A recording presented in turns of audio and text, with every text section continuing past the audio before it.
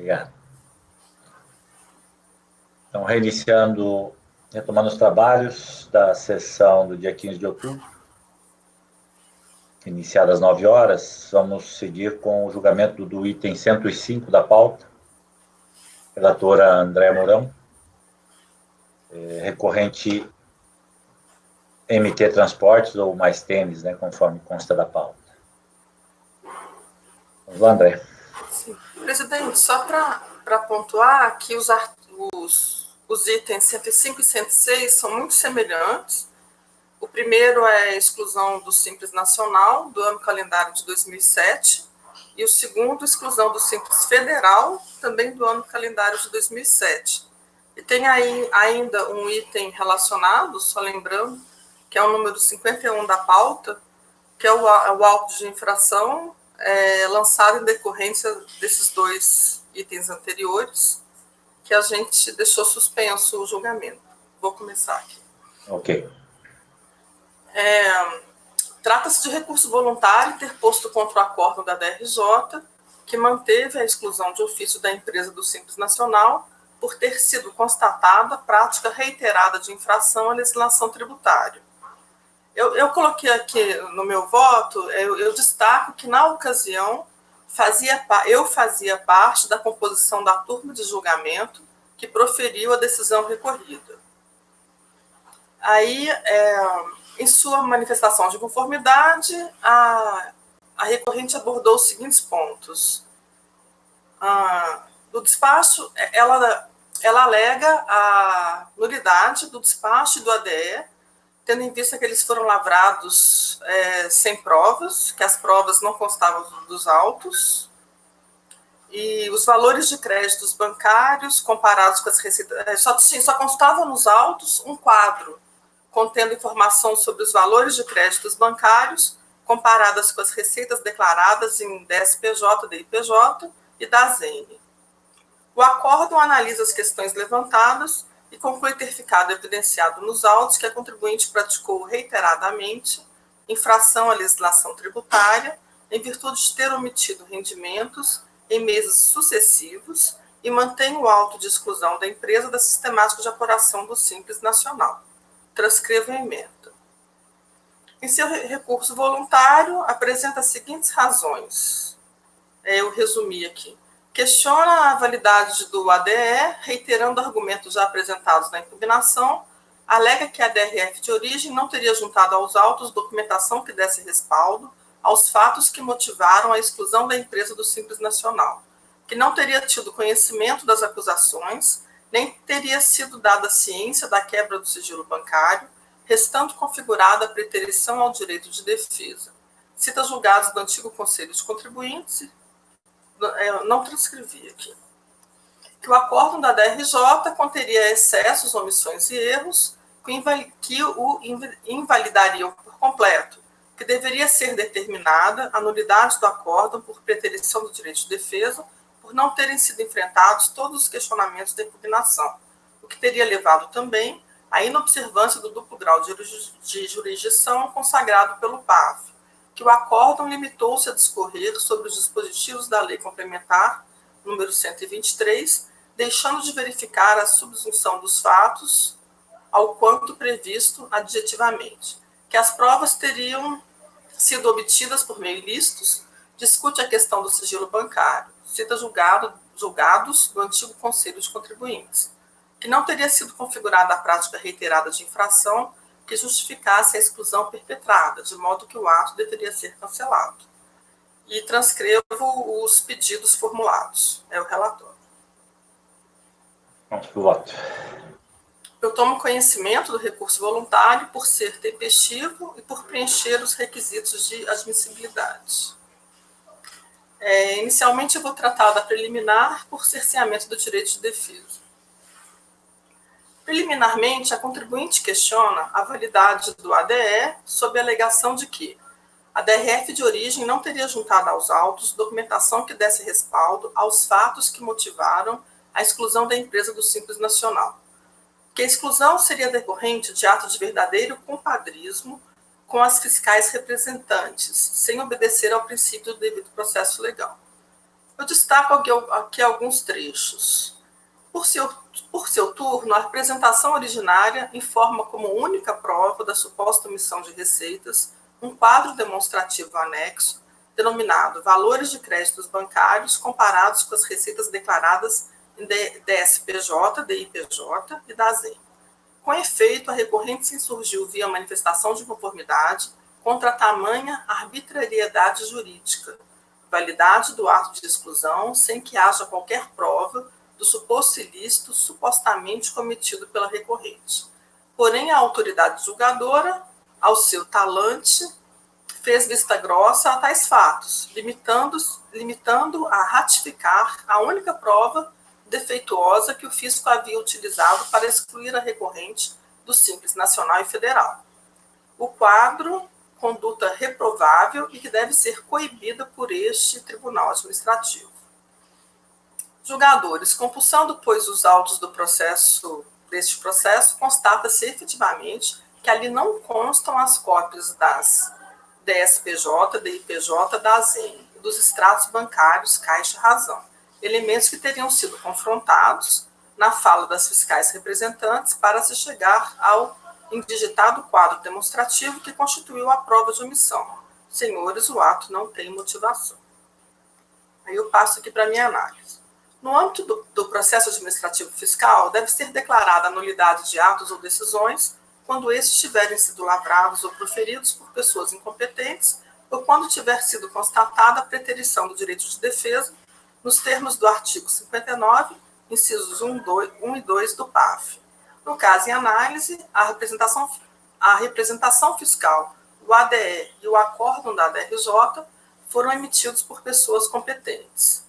Quanto à questão da preterição do direito de defesa, deve ser observado que a realização do ato administrativo deve obedecer a normas formais que disciplinam a produção deste ato e a normas materiais que dispõem sobre o conteúdo do ato.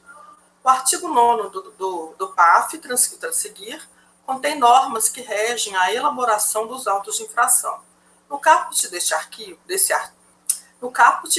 artigo, está previsto que a formalização das exigências do crédito tributário e a aplicação de penalidade isolada deverão estar instruídas com todos os termos, depoimentos, laudos e demais elementos de prova indispensáveis à comprovação do ilícito, disposição que também se aplica às hipóteses em que, constatada infração à legislação tributária, dela não resulte exigência de crédito tributário, nos termos de seu parágrafo 4º, como a hipótese que abrange o caso em análise.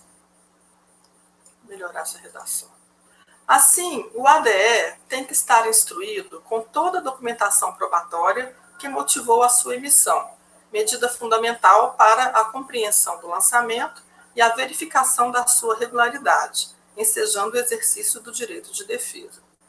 Sobre o momento da produção de prova, no processo administrativo fiscal, leciona Ferragutti, até no recente livro aqui, Eficiência Probatória e Atual Jurisprudência do CARF.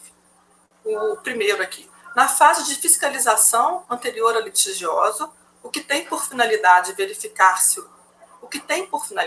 é verificar se o contribuinte cumpriu suas obrigações e deveres fiscais e, em caso negativo, coletar informações suficientes e necessárias ao lançamento. Para a administração, a prescrição é uma só. A prova deve acompanhar o auto de infração ou a notificação de lançamento, pois o lançamento tributário deve ser necessariamente motivado de forma a evidenciar os elementos tipificadores do fato que desencadeia efeitos obrigacionais. Se a administração não juntar as provas necessárias quando da lavratura do auto de infração, entendemos que o ato jurídico será inválido, posto não ter observado as normas que regem a elaboração dos autos de infração, artigo 9º do PAF, não havendo em nosso ordenamento qualquer norma jurídica que preveja a presunção da validade do conteúdo do auto de infração. Portanto, o lançamento deve ser necessariamente motivado, de forma a possibilitar o exercício da ampla defesa e do contraditório pelo sujeito passivo. No caso em análise, consta da representação fiscal descrição detalhada do procedimento adotado, para configurar a infração imputada ao contribuinte, conforme transcrição a seguir. Transcrevo aqui a descrição. No entanto, não constam nos autos os elementos que teriam sido utilizados para configurar a prática reiterada de infração por omissão de receitas. De fato, em conformidade com o apontado pela recorrente em seu recurso, a única prova anexada aos autos é o quadro Valores de créditos bancários comparados com as receitas declaradas em DSPJ, DIPJ e DASN, que eu reproduzo a seguir. Assim, na elaboração do quadro demonstrativo que embasou a exclusão da empresa do Simples Nacional, foram utilizadas informações extraídas de documentos fornecidos pela própria interessada, DASN e registros contábeis, assim como informações obtidas junto às instituições bancárias. Como essas informações não foram anexadas aos autos, não há como a contribuinte cotejá-las com seus próprios registros, o que leva à configuração da preterição do direito de defesa no caso em análise. Portanto, eu ressalto aqui, analisando melhor a questão da instrução probatória, alterando a posição externada no acórdão da DRJ como parte daquele colegiado. Assim, analisando melhor a questão da instrução probatória, altero a posição externada no acórdão da DRJ como parte daquele colegiado, entendendo que deve ser declarada a nulidade do ato declaratório número 38 de 2011 por preterição do direito de defesa nos termos do artigo 59.2 do CTN. Tendo em vista ter sido acatada a preliminar de nulidade, deixo de analisar as outras preliminares, bem como as razões de mérito apresentadas. Aqui na conclusão, eu não sei se é bem isso, presidente. Diante do exposto, voto por acatar a preliminar de nulidade e dar provimento ao recurso voluntário. Pode ser em consequência da provimento, ou recurso, ou qualquer coisa assim, né? Ok.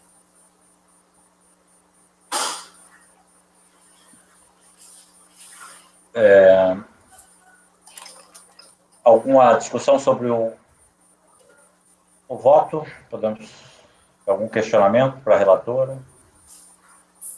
André, só uma pergunta. Agora estou me lembrando, esse é o caso de ontem, né? Vocês julgaram e voltaram. Ela refez o voto. É isso? Ela reanalisou, a gente iniciou, mas não concluiu. Não foi concluído, Ricardo. Tá.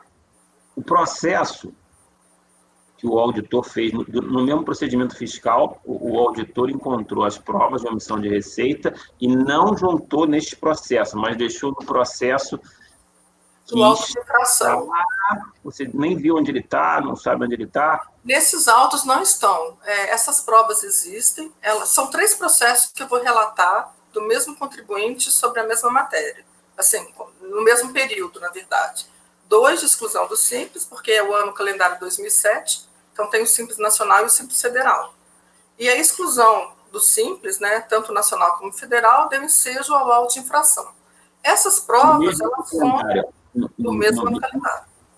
Essas provas, elas constam do auto de infração. Só que elas não constam nem do processo de exclusão do Simples, nem do de exclusão do Simples Nacional. A única coisa que constam nesses 2 processos é esse quadro que eu reproduzi. E a descrição do que ela fez. Entendeu? Os processos caminharam juntos o tempo todo. Não caminharam juntos. O auto de infração foi lavrado talvez 1 ano depois. E mesmo o julgamento na DRJ, apesar de ter sido pela mesma turma de julgamento, eu fazia parte do colegiado em todos os julgamentos, o do Simples Nacional foi 1 ou 2, eu não estou sabendo a data direito, mas foi 1 ou 2 anos antes.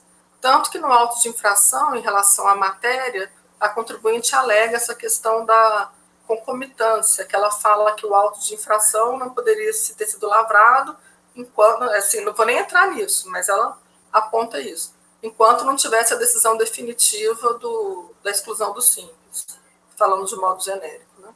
Peraí, então o processo de auto de infração foi lavrado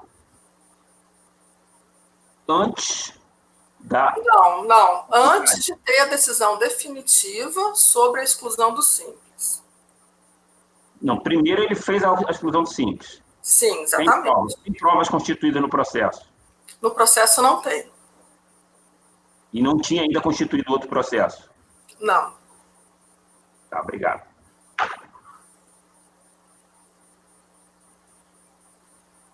Ok. Paulo? Com a relatora. Gustavo? Relator. Ricardo? Com o relator. Flávio? Com a relatora, presidente. Lélcio? Também acompanho a relatora. Fabiana? Acompanha a relatora. Também vou acompanhar aqui. Essa legislação que estabelece essa questão da prática reiterada já é um complicador por si só, né? Então, assim, o fato dela se caracterizar sem mesmo ter o alvo. Agora, aqui, não tem nenhum elemento para ferir a ocorrência, ainda que em tese, dessa prática. Então, é difícil do próprio julgador, porque a relatora até destaca a falta de elementos para o contribuinte se defender, mas para o jogador também. Acho que a gente já teve casos aqui até do Paulo, né? Que o jogador fica sem avaliar, sem possibilidade de avaliar, né? Como é que você julga em cima da falta de elementos? Então, também acolho. O processo 2011-12 é idêntico? Tem que ligar o microfone. É idêntico, só que é o caso do Simples Federal. As provas, o conjunto probatório também não foi anexado nos autos do processo, só essa tabela, que é a mesma tabela. O meu voto é muito... A única coisa que eu altero são as referências ao Simples Federal e ao Simples Nacional. O restante é a mesma coisa. Então, por unanimidade de votos, acolher a preliminar de nulidade, consequência de aprovimento ao recurso voluntário, nos termos do relatório e voto da relatora. Agora, o outro item, qual era o número da pauta mesmo, André? 51. Desculpa, esse não. 51, eu acho, né? 51. Lá não é o caso de nulidade em si, né? Porque ele é consequência desse, lá vai ser provimento por cancelamento do ADE, né? Seria isso, né? Então, eu falo, eu até cito o artigo 59, tem o parágrafo 1º, que ele fala que, decretada a nulidade, o ato seguinte pode ser declarado nulo também. Aí eu tinha entendido que era nulidade. Ah, é? Podemos abrir o seu voto até para... no primeiro momento, eu achava... Então, vamos lá, então. Deixa eu pensar. É o primeiro. Uma dúvida. Esse é o auto de infração, mas esse auto de infração foi lavrado sob o regime do simples. Não. Foi arbitramento do lucro, o Ricardo. Tendo em vista não é o ano calendário que motivou a exclusão do simples? 2007. O mesmo ano calendário. É porque é aquela coisa, Ricardo, a prática reiterada, aí exclui para fazer o lançamento. É aquele problema sério de você identifica a infração e, ao mesmo tempo, exclui e lança daí no outro regime. Nós já tivemos essa discussão aqui, é sempre meio tormentosa. Ele teria que lavrar o auto de infração no simples e depois fazer a exclusão.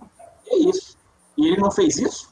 Não, eles caracterizaram a prática reiterada na representação, excluíram do simples e lançaram no arbitramento. Mesmo que a gente não anulasse esse ADE, teria uma chance grande de a gente reverter. Ele lavrou em 2007 o auto de infração e aí ele fez o regime de... A data, eu não sei. A data da lavratura, acho que está aqui nos autos, né? Deixa eu ver.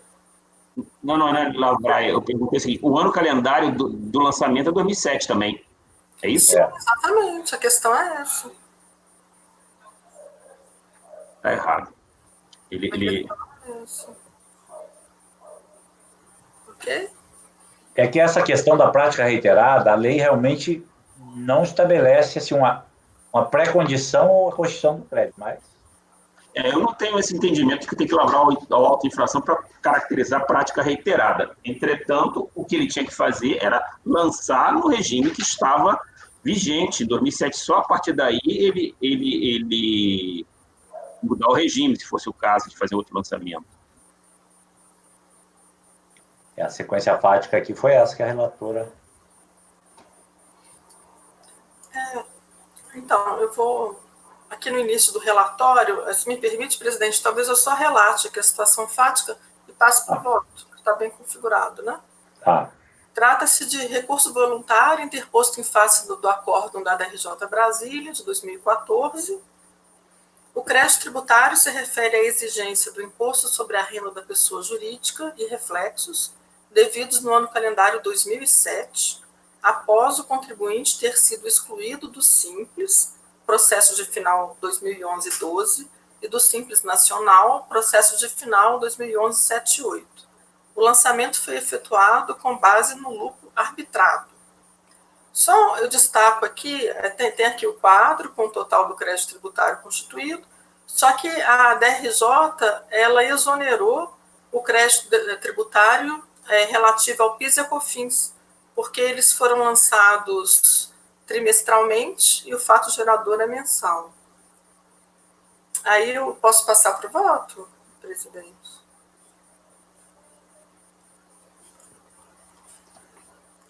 Sim, pode passar. Sim, né? Eu estou chegando lá. Eu conheço do recurso voluntário por ser tempestivo e por preencher os requisitos de admissibilidade.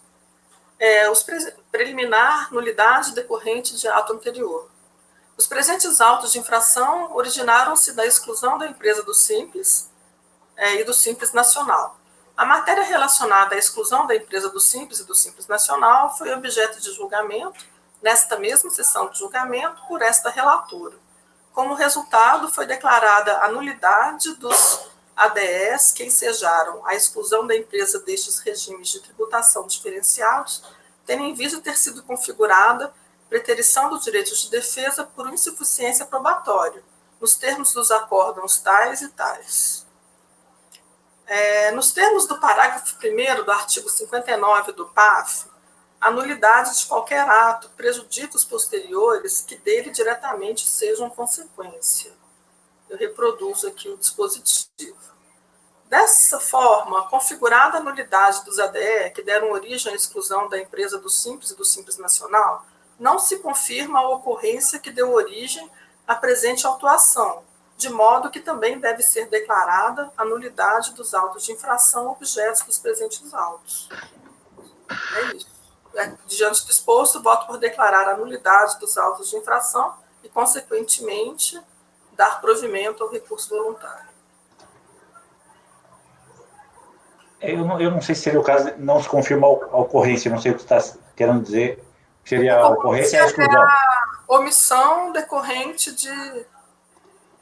Não, a exclusão, né? A exclusão. A exclusão. E aqui, na verdade, o que acontece?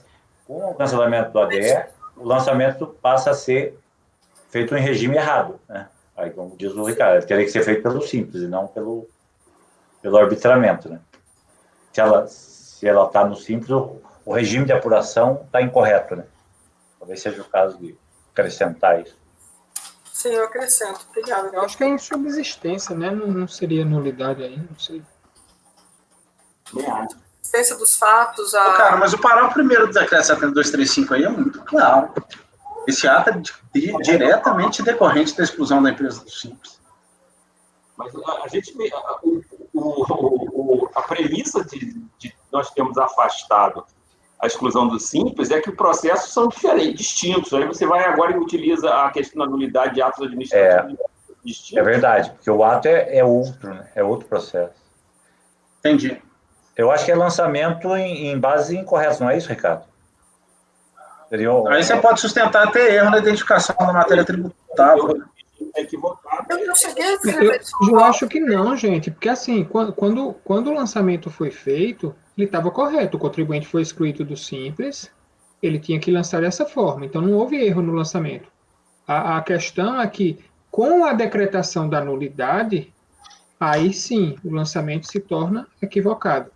Mas só por conta é uma consequência, exatamente o parágrafo 1º aí, é uma consequência da decretação da nulidade. Mas, Paulo, porque, na verdade, assim, ele identificou omissão de receita, subsistiria uma omissão de receita. Ele poderia fazer um lançamento. Só que não não existindo a exclusão, o regime está equivocado. Não importa aquilo lá atrás, é como aquele Sim, ato mas como se não existisse. mas é uma consequência da decretação da nulidade. Mas esse ato passa a ser inexistente a partir do momento da decretação da nulidade. Sim, mas eu digo assim, mas tem que estar atrelada à decretação da nulidade. Sim, a insubsistência do ADE faz com que o regime de população seja incorreto, não é isso? Porque ele é nulo desde a origem. Exatamente. Em decorrência. Assim, também o efeito vai ser igual, aquela coisa de...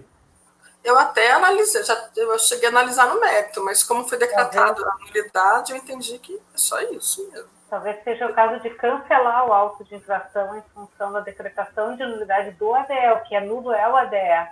Eu acho que é só uma formalidade assim, de semântica aqui para a gente ajustar.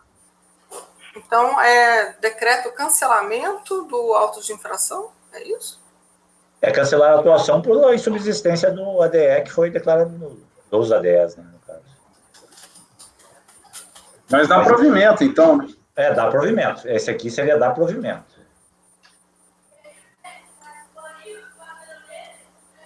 Todos de acordo aqui, então? Arredondou? Sim.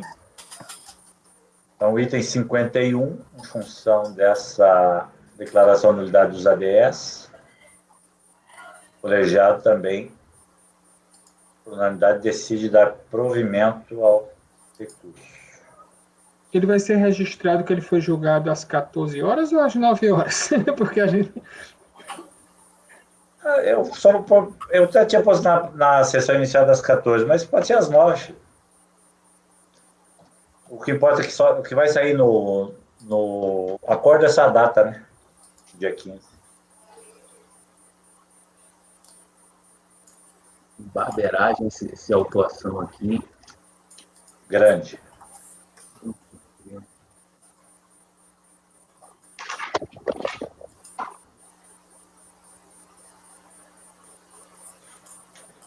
Ok, então, voltando lá para a pauta regular das 9 horas.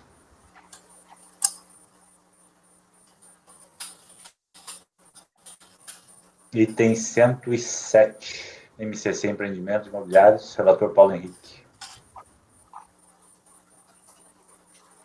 Mais uma vez, exclusão do Simples Nacional, mais uma vez por débitos. Conforme consulta de folha 14, a referida exclusão foi motivada por apenas um débito relativo ao Simples Nacional, período de apuração de dezembro de 2009. Cientificado do referido ato, a recorrente apresentou a impugnação de folha 2, na qual apenas invocou os processos administrativos, tal e tal, 2 números. Né? Depois até eu trago a transcrição aí. Realmente, a impugnação dele é simplesmente isso. Ele diz processo número tal, só. Na decisão de primeira instância, apontou-se que os citados processos administrativos não se referiam a pedido de revisão de débito confessado por meio de GFI. Os processos se referiam a pedidos de revisão de débitos confessados por meio de GFIP, não guardando qualquer relação com o débito motivador da exclusão, a qual, portanto, deveria ser mantida. Após a ciência do acórdão, foi apresentado recurso voluntário, no qual a recorrente suscita preliminar no sentido que a decisão recorrida teria violado os princípios constitucionais da ampla defesa do contraditório. Em relação ao mérito, sustentou que jamais possuiu qualquer débito perante a Receita Federal, fazendo o relato de erro cometido na apuração e recolhimento do tributo, que provocou erro no rateio dos valores pagos.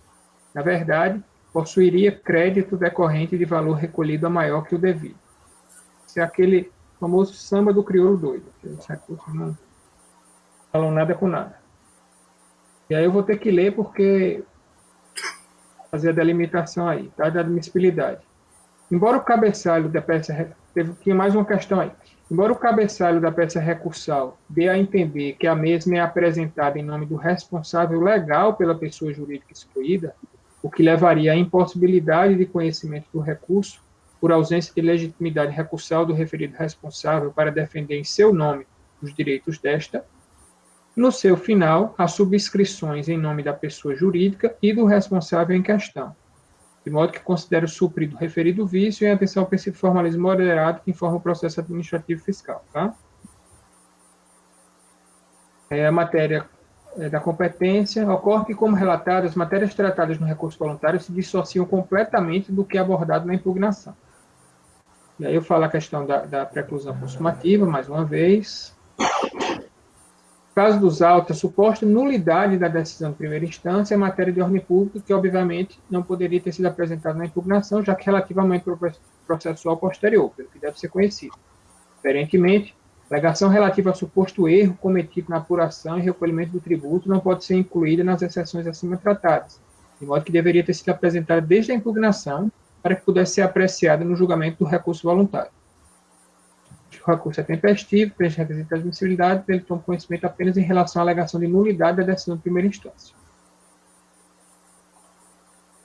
E aí, recurso voluntário, a recorrente argumenta. Em preliminar, merece colhida a desconsideração do referido desenquadramento da empresa do requerente da categoria de Simples Nacional, pois a RFB proferiu decisão nesse sentido, porque arguiu como fundamento a citação de 2 processos lançados equivocadamente pelo recorrente naquela oportunidade.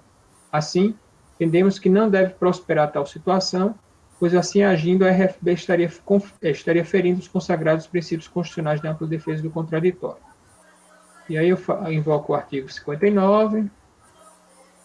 Pelo que se depreende da lacônica alegação, a tese da recorrente se ampara no fato de que a decisão recorrida teria sido proferida com base em argumentos equivocadamente lançados por ela na impugnação.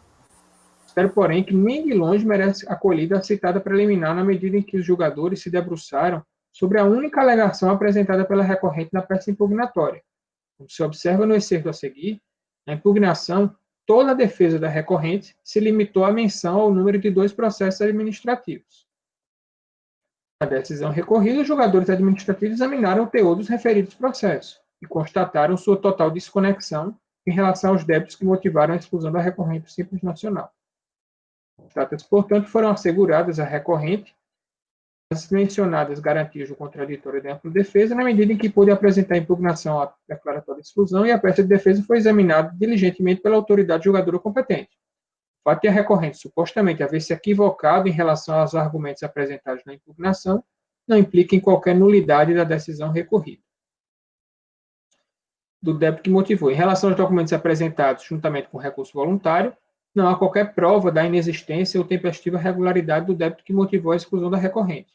Na prova do recolhimento, os valores constantes do DAS, juntado à folha 41, e o extrato folha 43 apenas aponta a existência de pendência referente a débito com Simples Nacional, inscrito em dívida ativa da União. Tá? Eu acolhei, examinei, apesar de não ter acolhido as alegações dele, mas eu examinei os documentos que estavam lá juntamente com o recurso, para ver se existia algum indício de irregularidade. Suposto, pode por conhecer parcialmente do recurso voluntário e, em relação à parte conhecida, rejeitar a preliminar de nulidade e negar-lhe provimento.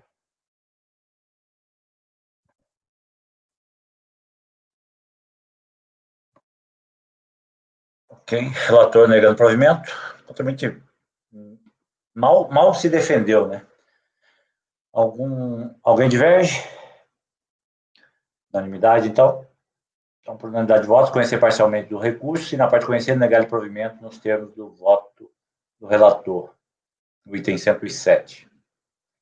Vamos para o item 108, padaria e confeitaria MC Limitada. Travado, Matheusinho, sua fala. Oi? Eu acho que sua fala travou, pelo menos para mim. Você está me ouvindo? Não, agora sim, mas tá. eu não ouvi a proclamação do resultado, não sei se o pessoal ouviu. Então, vou voltar lá. O item 107, conhecido parcialmente o recurso, e na parte conhecida por unanimidade, negar provimento. Item 108, então, relator Cléucio, recorrente padaria e confeitaria MC Limitada. Vamos lá, Cléucio.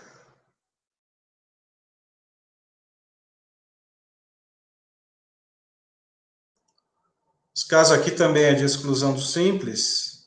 Eu vou resumir aqui o relatório e no voto eu explico melhor o que aconteceu, mas o contribuinte foi excluído porque havia crédito tributário sem exigibilidade suspensa, e ele alega, em síntese, que esses créditos tributários estavam sendo revistos pela PGFN por meio de um pedido de revisão, e que a PGFN teria demorado para se pronunciar sobre esta revisão, e aí, nesse inteirinho, ele foi excluído do Simples. Então, ele sustenta que, na visão dele, contribuinte, o crédito tributário estava com a exigibilidade suspensa em razão dos pedidos. Em síntese, foi isso. A DRJ não acolheu essa alegação. No voluntário, ele repete os mesmos termos da manifestação de inconformidade. Eu posso ir para o voto, presidente? Ou alguém tem algum esclarecimento? Pode ir pro Eu voto. queria só esclarecer, Cláudio, mas e aí no final, a conclusão da revisão foi favorável a ele ou não? Foi favorável a ele. Bem, eu estou admitindo o recurso, porque preenche os requisitos. No mérito, a controvérsia se resume à existência de débito tributário sem exigibilidade suspensa, o que, nos termos do artigo 17, inciso 5 da Lei Complementar 123, impede o deferimento da empresa, impede o deferimento de empresa ao regime do Simples, e aqui eu reproduzo o 17 da Lei Complementar. Paulo, só para esclarecer, ele foi em parte, porque uma outra parte ele pagou, então não foi totalmente a revisão, tá? Nota-se que o legislador concedeu às pequenas empresas um sistema favorecido de recolhimento de tributos federais, estaduais e municipais. Aqui eu faço as considerações de sempre sobre a necessidade da regularidade fiscal no regime do Simples. Eu vou direto para o ponto, que é esse aqui, ó, nas folhas 4 do voto. A recorrente, em sua defesa, afirma que à época em que o ADE foi emitido, os débitos que motivaram a exclusão estavam ou pagos ou com a exigibilidade suspensa por força de parcelamentos para o Simples Nacional. Aduz ainda que o débito com a PGFN também foi quitado e que, ao ser surpreendida com a exclusão, pediu a revisão de tal débito perante a Receita Federal do Brasil. Ele alega que é a Receita Federal do Brasil, mas eu creio que ele se confundiu, porque, de fato, o pedido de revisão foi para a PGFN. No ponto, veja o excerto em sua defesa. E no que diz respeito aos débitos inscritos na PGFN, eu deduzi por isso, está inscrito lá na PGFN, foram devidamente quitados pelo impugnante e informados à PGFN, por meio de manifestação em execução fiscal, sendo que os referidos pagamentos ocorreram nas seguintes datas: outubro de 2015, competência de agosto de 2014, mês de janeiro de 2016, competências tais aqui dos anos de 2014 e 2015. Ao ser surpreendido com a notificação de exclusão do Simples, continua o contribuinte com suas alegações, né?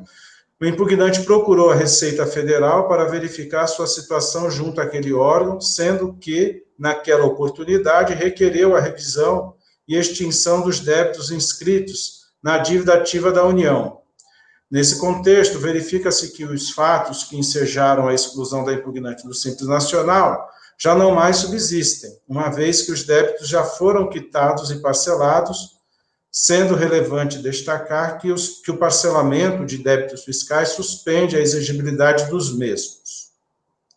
Desse modo, tem-se que a exclusão do impugnante do sistema de tributação do Simples Nacional se deu de forma equivocada, não podendo persistir. À vista de todo o exposto, demonstrada a insubsistência e improcedência da ação fiscal, espera e requer a impugnante seja acolhida a presente impugnação para fim de assim ser decidido, cancelando-se o débito fiscal reclamado. Volto agora ao meu texto. De acordo com a decisão da DRJ, embora a contribuinte tenha realmente pago os demais débitos constantes do anexo do ADE, esse débito remanescente com a PGFN foi pago somente em 19/4/2017. O ato declaratório executivo foi emitido em 9 de setembro de 2016, folhas 98. E a recorrente intimada em seu DTE em 29/9/2016, tomando ciência nessa data, devendo a regularização ocorrer até 29/10/2016. No entanto, conforme atestam o despacho RFB de folhas 112 e 113 e a decisão recorrida, a empresa somente regularizou a pendência fiscal em 19/4/2017. Esse fato é admitido pela própria recorrente em seu recurso voluntário, quando alega o seguinte. Eu vou ler aqui o que ela alega, porque é importante, aqui ela faz uma admissão dos fatos. É preciso esclarecer que, tão logo foi notificada de sua exclusão do Simples, a recorrente buscou regularizar seus débitos junto à Fazenda Nacional, seja pelo parcelamento dos débitos existentes, seja pelo pedido de revisão e extinção dos débitos já quitados, conforme folha 55 e 97 dos autos. Sendo que, naquela ocasião, apresentou à Receita Federal todos os comprovantes de pagamento. Ocorre que, diante da demora em proceder à revisão e extinção da dívida, a recorrente esteve no posto da Receita Federal em Diamantina por algumas vezes para verificar o andamento do procedimento de revisão e extinção do débito, sendo que somente em 19/4/2017 é que tomou conhecimento que ainda remanescia um débito no montante de R$ 3.016, referente às competências de 2014 e maio de 2015, conforme documentos de folhas tais. Frise-se que a recorrente sequer chegou a ser comunicada da finalização do procedimento de revisão e extinção dos débitos, pois antecipou-se procurando a Receita Federal e tão logo teve conhecimento da existência deste débito residual, providenciou o pagamento. Ela pagou integralmente, não foi uma parte, não. Ela pagou todo o débito. Destaca-se também que o próprio documento emitido pela Receita Federal deixa claro que se trata de débito residual, uma vez que traz a informação do período da dívida de janeiro de 2014 a maio de 2015. Período este que a recorrente já havia comprovado o pagamento conforme documentos tais. Assim, não pode a recorrente ser penalizada pela morosidade da Fazenda Pública na verificação dos pagamentos já realizados. Digo eu outra vez. Como se vê, a recorrente não refuta que existia um débito em aberto quando da emissão do ADE, porquanto o seu pedido de revisão foi respondido em 19/4/2017, confirmando a existência de um débito remanescente. Embora a recorrente tente transferir a certeza sobre a existência de tal débito à Fazenda, ao sustentar que esta demorou para responder seu pedido de revisão, esse argumento não possui amparo legal, pois não existe hipótese de extensão do prazo para a regularização de pendências tributárias no regime do Simples. E aqui eu reproduzo a legislação, especialmente o artigo 31, que prevê o prazo de 30 dias para a regularização, 30 dias contados da expedição do ato. É dever do contribuinte manter controle dos pagamentos dos créditos tributários, podendo ser exigido sobre essa regularidade no prazo do artigo 195 do CTN. Eventual pleito de revisão da dívida paga não suspende a fluência do prazo do parágrafo 2º do artigo 31 da Lei Complementar 123, razão pela qual a situação da contribuinte era considerada irregular, salvo prova em contrário. Como se viu, a prova que resultou do pedido de revisão foi a existência de um débito remanescente que foi, inclusive, recolhido. A decisão, ela cita umas decisões lá do STJ que eu acho que não tem aplicabilidade com o caso. Até porque são casos isolados e nem foram decididos na forma dos recursos repetitivos. Então, por isso eu afastei. Bom, diante da inegável inexistência de débito tributário no período da emissão do ADE, tendo sido regularizado somente depois de decorrido o prazo do artigo 31 da Lei Complementar, não há o que se reformar na decisão da DRJ ou na emissão da ADE. Diante do exposto, eu conheço do recurso e, no mérito, voto por negar provimento. Ok. Algum questionamento? Todos de acordo com o voto? Então, por unanimidade de voto, o colegiado nega provimento ao recurso do item 108 da pauta. Agora temos itens 109 e 110 da mesma empresa, né, Fabiana? Não sei se um é Simples Nacional, outro é Simples Federal, segue? Os dois são Simples Nacional e o primeiro... Um é lançamento. Isso, o primeiro é exclusão e o segundo é lançamento. Perfeito. Inclusive, aqui eu vou ter uma situação semelhante àquela do Flávio em relação ao do lançamento, porque talvez o mais técnico fosse não conhecer, mas a gente vai chegar lá. Primeiro vamos ver esse aqui, que é um pouquinho mais extenso. E acho que não vai ter grandes divergências em relação ao conteúdo. O que tem aqui é matéria probatória mesmo, porque tem bastante documentação. Então, vamos lá. Trata-se de recurso voluntário interposto contra o acórdão proferido pela DRJ Rio de Janeiro, que deu pela improcedência da manifestação de inconformidade e manteve a exclusão da empresa recorrente do Simples Nacional, levado a efeito por meio do ADE número 29 de outubro de 2014, com efeito a partir de 1º de janeiro de 2012. E aí é que tem duas argumentações. É a prática de atividade econômica vedada e falta de estruturação de movimentação bancária no livro caixa.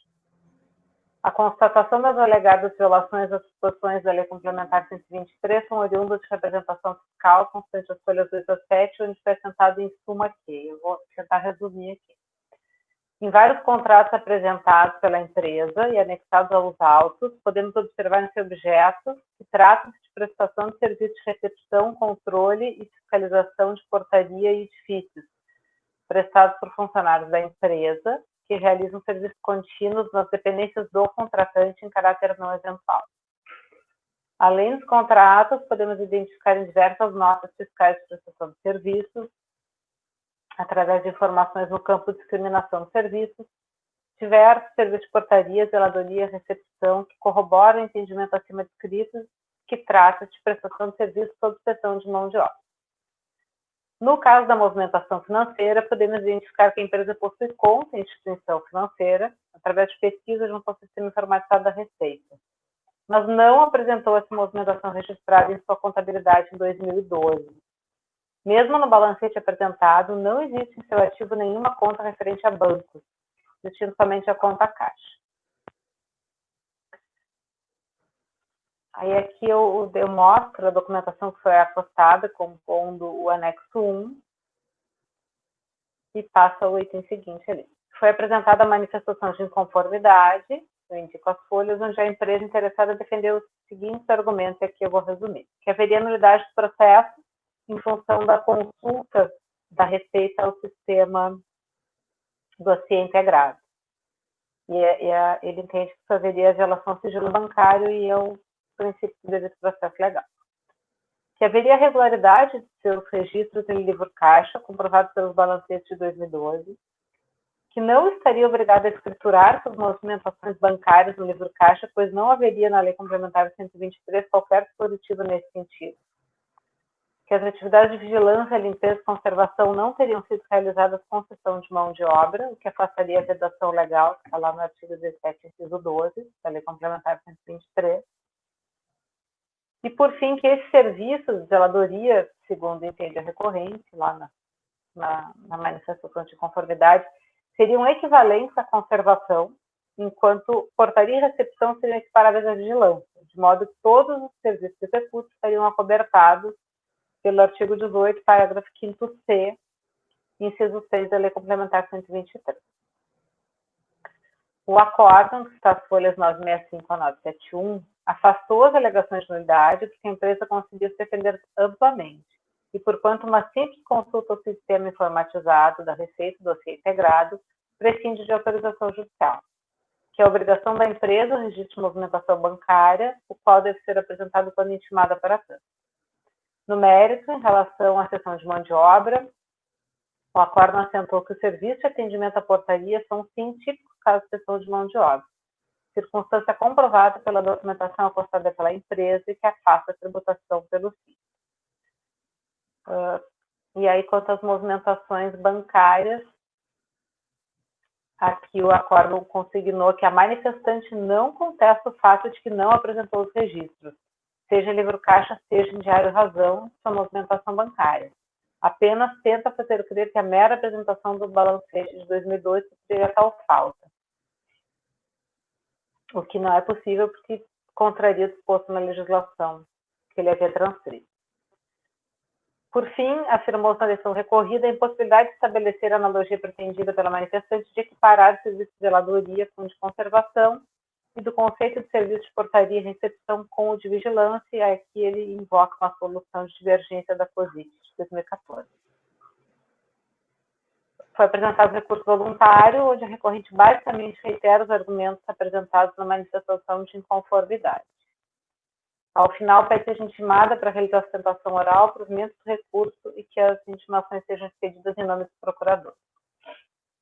Eu conheço do recurso, aqui na introdução eu rejeito o pedido de intimação para sustentação oral, porque não tem previsão regimental, e aqui eu ainda coloco como está sendo feito hoje o procedimento em função do julgamento virtual. A questão da intimação, eu invoco a súmula 110. Bom, quanto à preliminar, ainda que o contribuinte aqui, a recorrente, não tenha chamado de preliminar a questão da consulta, eu entendo que seria uma questão prejudicial ao mérito, que deve ser tratada antes, eu trato como uma preliminar, para rejeitá-la em função, inclusive, da decisão do STF, que já julgou constitucional a legislação que autoriza essa consulta. Acho que aqui a gente pode ir direto para o mérito, né? Não tem nenhuma... Sim. Bom, primeiro item, da falta de escrituração de movimentação bancária, eu vou tentar resumir, porque aqui me parece que a questão seja mais simples, em função de que existe uma previsão expressa na Lei Complementar 123 nesse sentido, determinando a escrituração, e que a falta dessa escrituração do livro caixa determina a exclusão de ofício da empresa. Vocês querem que eu leia todo o tópico? Não tem necessidade. Então, vamos lá. Quanto à prestação de serviço de portaria, por meio de cessão de mão de obra, eu analisei os contratos e aqui eu acho que eu vou ter que ler alguma coisa. Então, vamos lá. Bom, então, assim, a recorrente, eu vou lá para a folha 10. Entende que os objetos dos seus contratos pressupõem a prestação de serviços especializados por meio de empregados próprios que seriam subordinados a si sob sua responsabilidade. Cita a jurisprudência do CARF relativa à não caracterização de cessão de mão de obra. Refere ser essencial bem distinguir um contrato de prestação de serviço de um contrato de cessão de mão de obra. Discorre sobre as diferenças que visualiza entre a prestação de serviço e a cessão de mão de obra, e defende que seus contratos seriam só prestação de serviço e não uma cessão de mão de obra.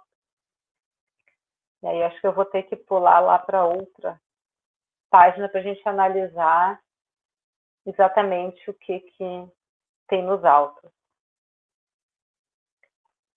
Aqui ele faz na página anterior ainda, desculpa. Aqui. Argumenta que as atividades de zeladoria, portaria e recepção seriam serviços de conservação e de vigilância, respectivamente, e com isso ele busca defender que o seu enquadramento estaria correto. Mas não foi essa, na verdade, a fundamentação lá do ADE, que eu reproduzo aqui na página 11. Afirma que o próprio fiscal reconhece a retidão da tributação na referida representação fiscal, salientando a possibilidade de tributação das atividades da representada no anexo 4 da Lei Complementar 123.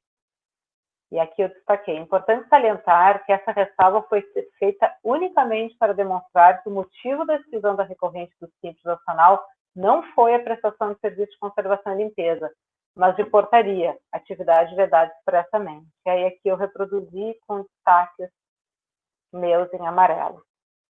Com efeito, o ADE considerou que a violação à Lei Complementar 123 se deu em razão da cessão de mão de obra para a prestação de serviço de portaria, ao contrário que tenta fazer crer a recorrente quando afirma que procedeu ao correto enquadramento de suas atividades. Aí é que eu explico de onde vem o conceito de cessão de mão de obra e passo a analisar os contratos que foram juntados aos autos pela própria recorrente. Analisando diversos contratos juntados aos autos, verifico que estão em consonância com o conceito legal de cessão de mão de obra para a prestação de serviço de portaria. Observa-se que o objeto dos contratos de portaria refere-se a serviços contínuos prestados nas dependências dos contratantes, a exemplo dos trechos abaixo reproduzidos. É que eu tive que botar as imagens dos contratos, que são diversos, e eu busquei apenas para essa demonstração de portaria, que o objeto era a prestação de serviço de portaria nessas condições de cessão de mão de obra. Além disso, as inúmeras notas fiscais juntadas aos autos, que eu indico as folhas, demonstram a prestação de serviço de portaria, a exemplo da seguinte. Há que se analisar ainda a argumentação da recorrente no sentido de que a atividade de portaria estaria abrangida pela exceção contida no parágrafo 5º, do inciso 6º do artigo 18 da Lei Complementar 123, que permite a cessão de mão de obra quando a atividade prestada em caráter exclusivo for serviço de vigilância, limpeza ou conservação, que é o que ele busca fazer uma analogia entre essas atividades. Entendo que a Lei Complementar 123 foi expressa no sentido de definir as atividades que poderiam ser realizadas por meio de cessão de mão de obra, como se infere os dispositivos transcritos. Como se defende, a atividade de portaria não foi contemplada pela exceção legal, razão pela qual não poderá ser aplicada a analogia pretendida pela recorrente. Com efeito, não há como equiparar vigilância à portaria, porquanto se tratam de atividades com objetivos e regramentos distintos. E aqui eu me socorri do que foi citado no acordo, nessa solução de divergência da COSIT, que buscou na classificação brasileira de ocupações a descrição dessas atividades, e que eu achei que tem um valor didático que esclarece muito bem as distinções dessas atividades. Que inclusive tem códigos diferentes e tem exigências de qualificação também distintas, né? Tanto que os vigilantes podem ter porte de arma, tem uma série de distinções aqui que eu acho que são bastante relevantes. A teor do que se infere, não há como entender que vigilância e portaria se tratam da mesma atividade, o que afasta a pretensão da recorrente. Conclui-se assim que a atividade de portaria por meio de cessão de mão de obra é vedada às empresas que pretendam aderir ao Simples Nacional, como já decidiu o CARF, que eu cito um julgado. Como se viu, além de ter cumprido a obrigação de escriturar a movimentação bancária no livro caixa, a recorrente ainda praticou a atividade vedada ao ingresso nos Simples Nacionais. Por todas essas razões, o recurso não merece provimento, devendo ser mantida a decisão de piso. Então, minha conclusão, eu voto por rejeitar a preliminar de nulidade arguída e no mérito por negar o provimento ao recurso voluntário. Ok, então rejeitada a preliminar de nulidade pela relatora e negado provimento no mérito. Algum questionamento? Todos de acordo? Uhum. Unanimidade. Presidente, espera aí. Eu vou pelas conclusões aqui, não é chatura minha. É porque eu tenho as minhas ressalvas com a caracterização da cessão de mão de obra. A minha colocação continuamente no estabelecimento, per se, não é suficiente caracterizar a cessão de mão de obra. A subordinação, para mim, é essencial para isso. E como eu tenho um voto que depois eu vou apresentar, em que essa questão é mais detidamente apresentada, eu vou pelas conclusões apenas para evitar essa discussão. Assim, aqui, me parece que é cessão de mão de obra, mas, enfim, é só por conta do conceito aqui que está fixado, tá? Ok. Então, fica por unanimidade de votos, rejeitar a preliminar de nulidade e no mérito negar provimento, sendo que o conselheiro Gustavo vota pelas conclusões da relatora. Pode começar o próximo. O próximo é o lançamento de IRPJ, CSLL, PIS e COFINS em função da exclusão. E aí aqui a gente tem uma questão parecida com aquela que o Flávio abordou há pouco tempo, nessa mesma sessão, sobre um eventual não conhecimento do recurso. Que eu realmente tive dúvidas, mas como ele entende que a única defesa dele seria justificar o que ele acha que está incorreto por ter sido excluído do Simples. Eu acabei conhecendo do recurso e adotei as mesmas razões usadas no processo anterior, que acaba sendo, me parece, a fundamentação lógica. Assim, o que ele ataca é a exclusão, e ele acha que esse lançamento decorre justamente porque ele foi excluído do Simples. Então eu acho que a solução adotada tem que ser a mesma aqui.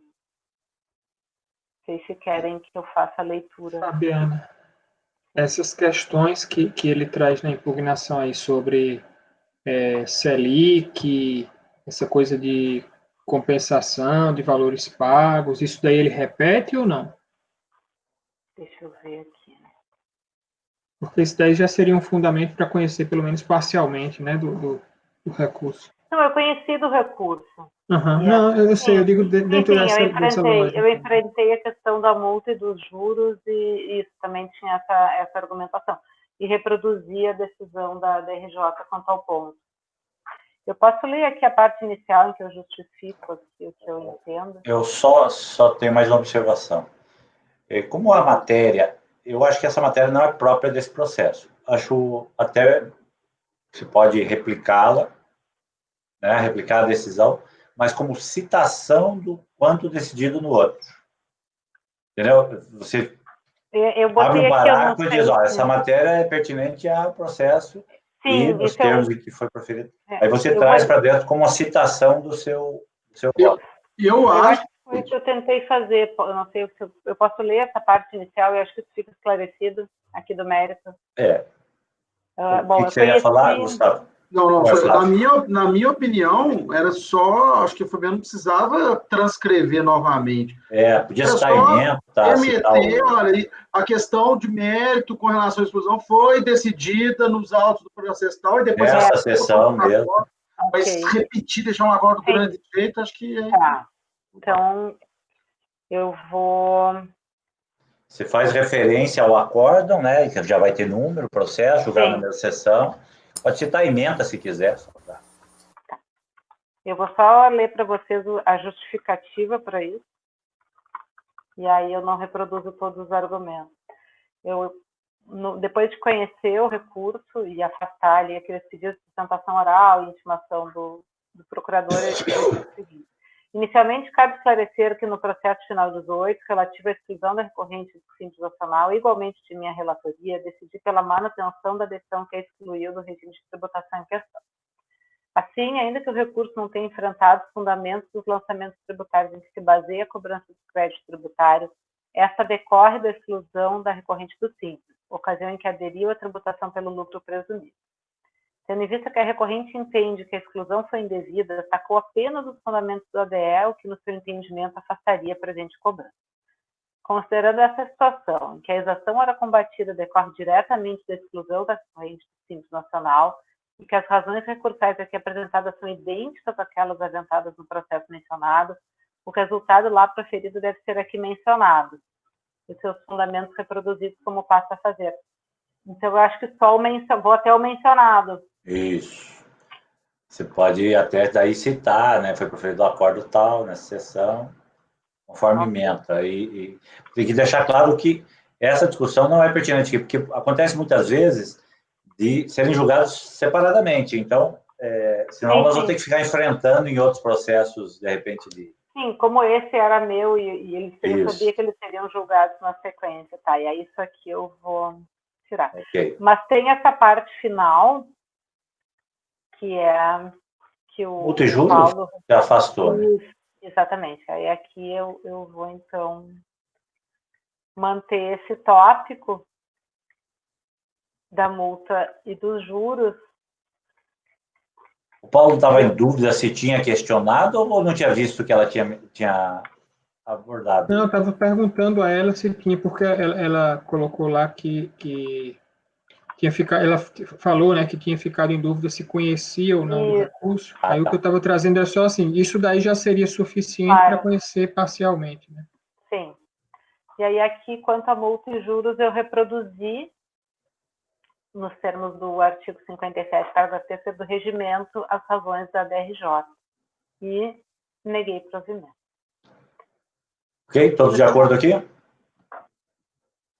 Negar provimento. Aqui não tem nulidade alegada, né? Então, por unanimidade, negar provimento ao recurso. Ele está alegando de novo que a questão do sigilo fiscal, mas isso tem pertinência com o lançamento?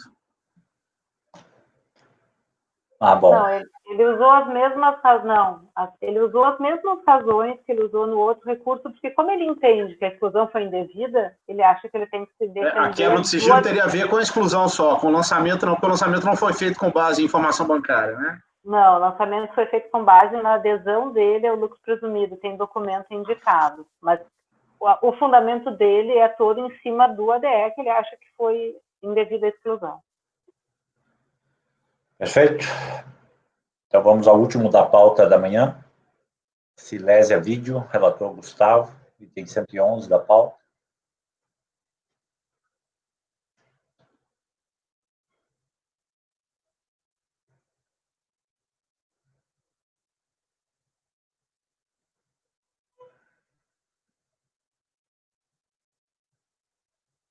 Gente, desculpa, eu não lembro muito do caso, não, mas enfim, vamos lá. Cuido feito de exclusão do contribuinte urgente, Lei 9.317. Ah, tá. O sócio dele participava de outra empresa acima do limite de 10%. O valor somado das receitas, nesse caso, ultrapassou o limite legal. Ok. Ele apresentou a manifestação de conformidade e irregularidade no ADE, teria sido sanada pela retirada do sócio, ocorrida em 9/9/2003, de sócio com manutenção de exclusão, não se justificaria. Critica a retroação dos efeitos do ADE, inclusive à luz dos artigos 105 e 106 do CTM. A DRJ julgou improcedente.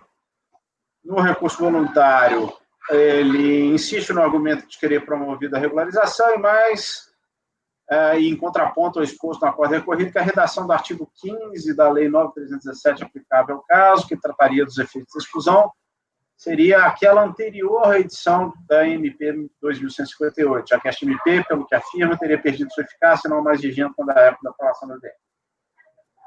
O mais sustenta a inconstitucionalidade da retração dos efeitos da exclusão é seu relatório, presidente.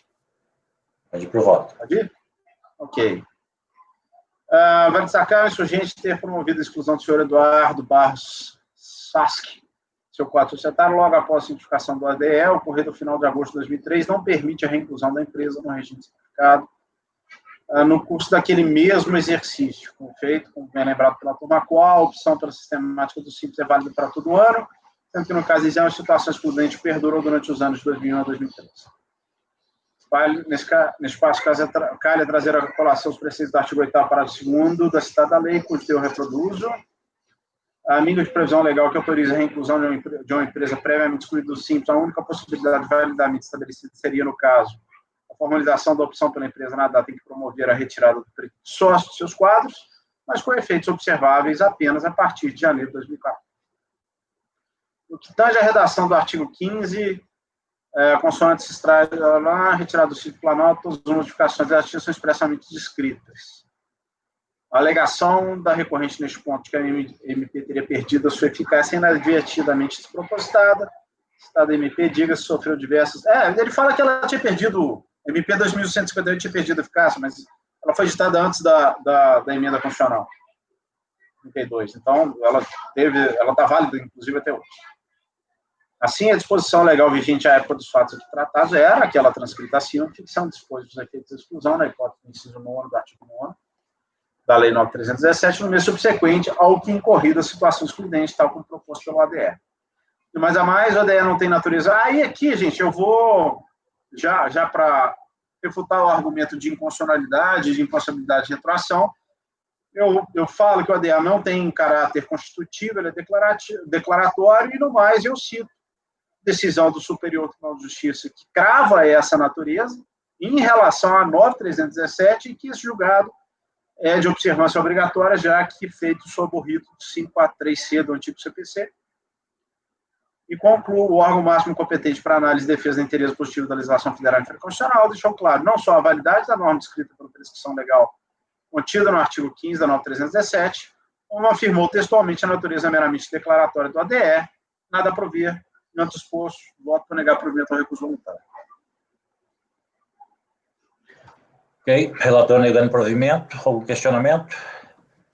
Gustavo, você não acha interessante citar o artigo 31, parágrafo, dizer que o artigo 31, parágrafo 2º da lei complementar só permite essa regularização? Porque, assim, eu acho que o que ele estava alegando aí é que dentro do prazo de 30 dias, após a ciência, ele teria regularizado a pendência. E aí o artigo 31, parágrafo 2º, ele só permite essa regularização para débito e para inconsistência cadastral, né? Ele não prevê para a hipótese essa hipótese daí da participação. Mas aqui não é lei, não é Simples Nacional, né? Aqui é de Simples Federal. É federal aqui?